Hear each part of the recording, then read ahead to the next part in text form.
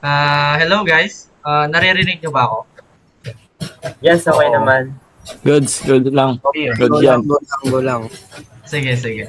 Alam ko naman medyo biglaan ito, pero need talaga natin i-finalize yung topic para sa presentation natin. Guys, what if about online shopping na lang? Like, paano siya nakaka-affect sa students?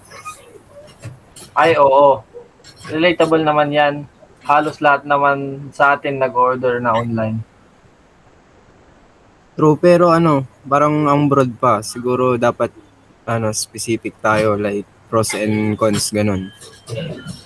Oo nga. Makes sense. Sige, pros and cons na lang para balance. Pwede rin tayo magbigay ng samples like Lazada or Shopee para mas gets ng audience.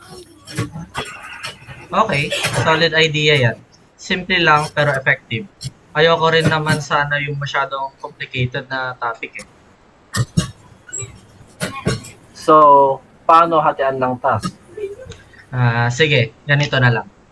Ikaw, Oliver, dun ka na lang sa research and intro. Ikaw, Gerald, ikaw na sa slides. Louie, ikaw na din sa explanation sa pros and cons. And Kian, ikaw naman sa example and sa visuals. Game, kaya yan. Okay lang pre, no problem. Slides ulit? Sige na nga, haha. Huwag mo lang damihan text, ha? Wait, kailan deadline natin?